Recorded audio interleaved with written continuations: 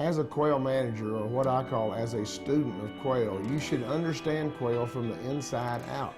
You need to really shrink yourself down to the dimensions of a quail. So all of a sudden now your view of the world is going to change. You stand tall in the saddle at about 6 inches, you weigh 6 ounces. Everything loves to eat you. So you have to assume that type of identity and you'll be a much better student and you'll appreciate why quail selects the cover that it needs. I like to refer to a song, Leonard Skinner's Free Bird, and the refrain of which goes, "And this bird you cannot change." And that serves as the national anthem for those of us who are students of quail. Because we cannot change this bird. If we could change this bird, we'd make it roost up in trees. It'd be away from many of its predators. We'd have it growing canine teeth so it could defend its young. We can't do that. This bird we cannot change. So we have to change the habitat to fit the bird. That's a very important foundation for quail management. So let's examine the anatomy and the physiology of this bird and talk about why it's such a neat critter, and again what adaptations it has to stay afloat in a sea of predators. Now ask yourself this question: how many bobcats do I whoop? The answer is none of them. You're prey to just about everything that's out there. What about a Cooper's hawk? How many of those do I stick my tongue out at? One. Are we clear? He's going to nail you after that. So you've got great respect for your various enemies, and now let's look at the adaptations that help us stay afloat with all those enemies. The first thing, of course, you notice is that the quail is covered with feathers. Feathers serve at least 3 functions in a quail. One is camouflage. If you've got that mottled brown appearance down on the ground and you're perfectly still, excellent camouflage. The other one is, of course, flight. Bird can fly away when the situation presents itself. The other function of feathers, and it's really the original function of feathers, is body warmth, thermoregulation.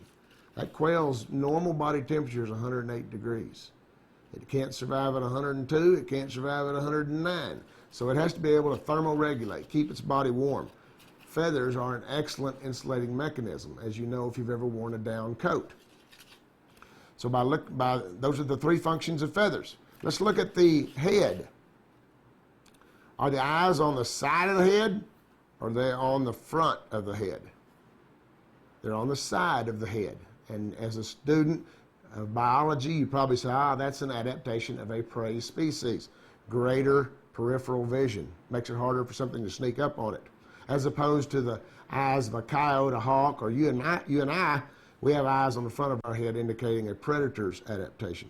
What does that beak look like it was designed to do? Tear the flesh off of jackrabbits? I don't think so. It's designed for picking up seeds. So that's another adaptation for food gathering. Let's look at the feet. Are those claws? Do those look like talons for grabbing a cottontail rabbit? Nope. Those are designed for scratching.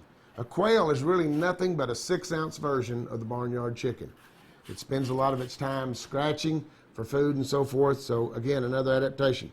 Does a quail run more than it flies? We'll look internally to answer that question.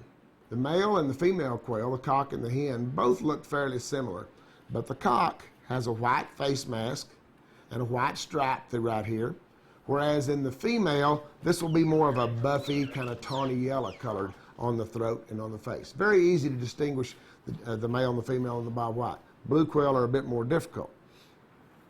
Now, if we think about other external features that are important to this quail, there's one right back here at the base of the tail. You can see just a little bit of a feather peeking out of it. If you're familiar with poultry, you know that that's called the oil gland, or the technical term is uropygial gland. And if you were to squeeze that with some forceps, you'd get a little bit of 3-in-1 oil out. Now ask yourself the question, why would a quail be producing oil? And the answer is to keep its feathers in good shape and to keep its feathers waterproof. Wet feathers are no insulator. A quail will reach its head back here, it'll touch that oil gland, it'll get a little bit of oil on it, and it'll preen. When you've heard of a bird preening its feathers, it's basically grooming its feathers, waterproofing them. So that's vitally important to a quail. That pretty well covers the external anatomy. Now let's venture into the internal anatomy. And for this, I want you to assume that we've become a western ragweed seed. That quail picks us up. Now we're going to follow the passage down through the center of a quail. In order to see the internal anatomy, of course, we have to clean the quail, so I'm going to pluck this bird, and I'll be right back with you.